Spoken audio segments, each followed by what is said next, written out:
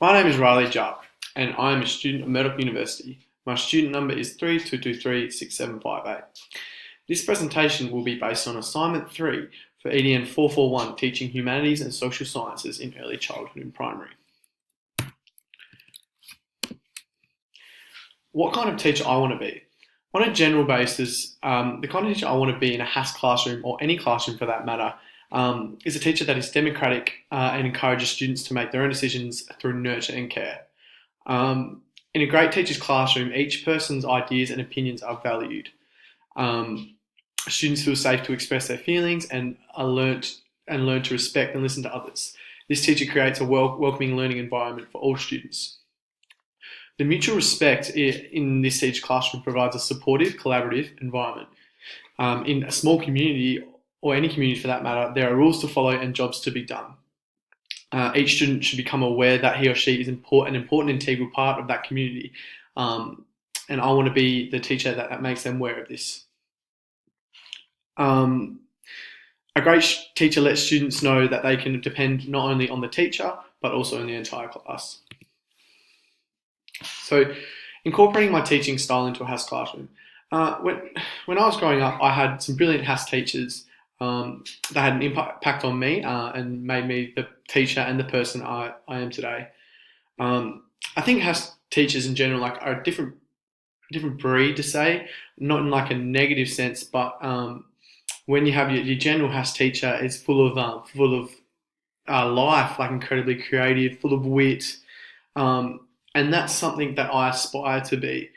I plan to ensure that my teaching has added exuberance and adventure.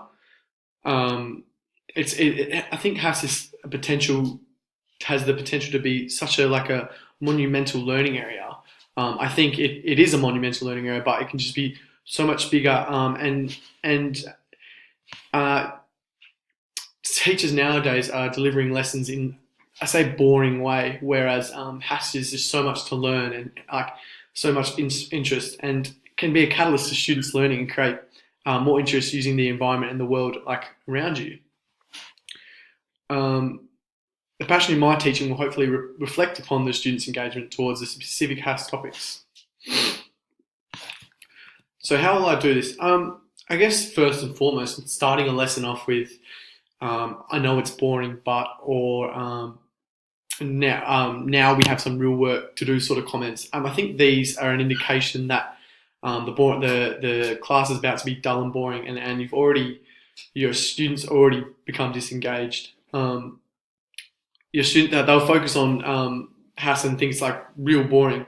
So I think it all starts with the start, the hook of the lesson. Just get excited, get up and about, use the energy to make these kids want to be there.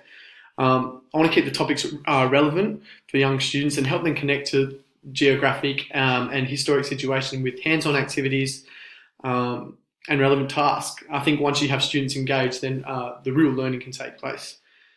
Teaching themes is essential in keeping students engaged and motivated. Selecting a theme like Australia, for example, perfect example, as it allows students to relate back to their own culture, keeps them engrossed and wanting to learn more, making these students accountable for their own learning, and addressing and teaching topics that are relevant and making them creative throughout the use of different resources, I think will have a huge impact. I want to make students aware of everything within the HASS curriculum and relate it back to them and put them in charge of their own learning. And I think doing that in the way of my philosophy will result in them gaining love and further respect for HASS. To assist myself, it's important to search for good resources. Currently using resources such as Teachers Pay Teachers and Teacher Starter have had a really positive impact into the HASS lessons that I've taught in my personal experiences. So I think the type of classroom I would create within a HASS environment, and any environment, obviously is democratic. It's a type of philosophy I've been made aware of throughout my whole degree, and I think it's stuck by me through my crack experiences, and it's been nothing but a success.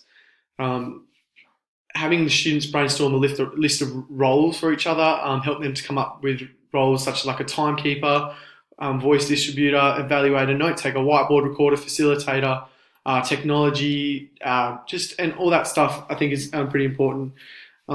This gives students a unique way to participate and feel they have a crucial role in the functioning of a class. And switching roles regularly also helps. Students are more likely to try hard and show up to class if they feel like you notice that you care, and you notice that they're gone. So showing that you're concerned with their well-being, and helping them through hardship and life changes. Not obviously becoming their best friend, but being there for them. You could be the only adult in their life that has a massive impact.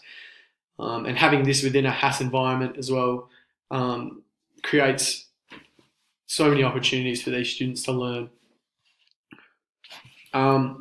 So developing an inspiring learning space, a collaborative environment that involves both teachers and students sharing thoughts, opinions, knowledge and ideas allows learning to flourish and grow, in my opinion.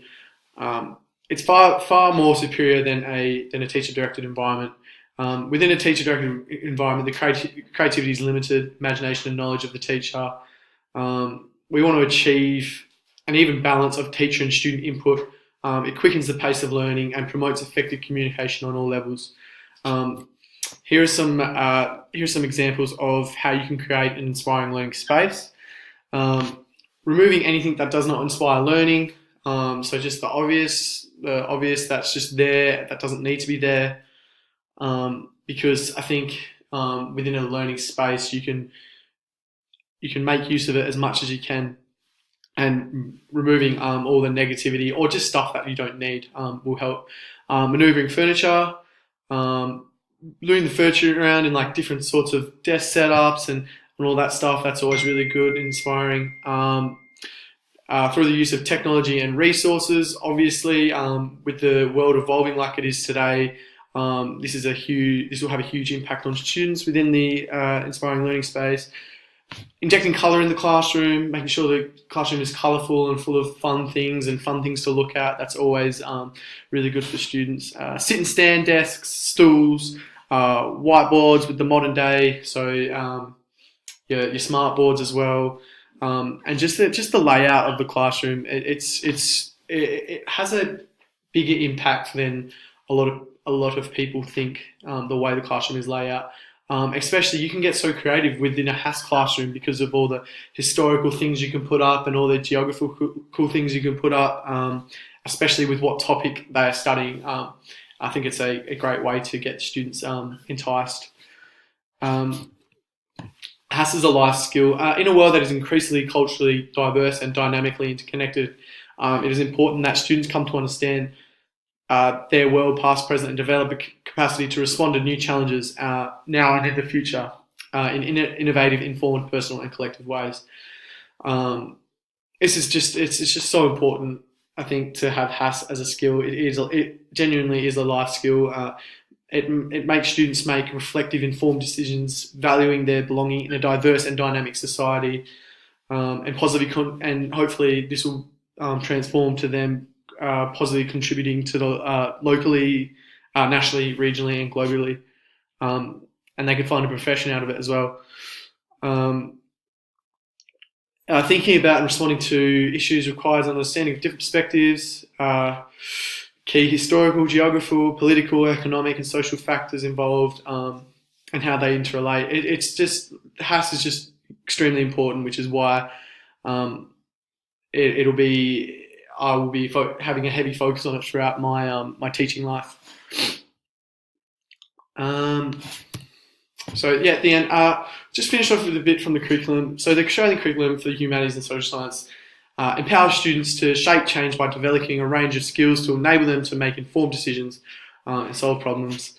The subject provides students with skills, behaviours and capabilities that will equip them to face challenges in their lifetime and to participate in sustainability of the environment, the economy and society. Through studying humanities and social sciences, students are given opportunities to develop their ability to question, think critically, solve problems, communicate effectively, and make decisions and adapt to change. And through the humanities and social sciences, students become well placed to contribute to Australia's ideas of a cohesive society, sustainable environment, productive economy, and stable democracy.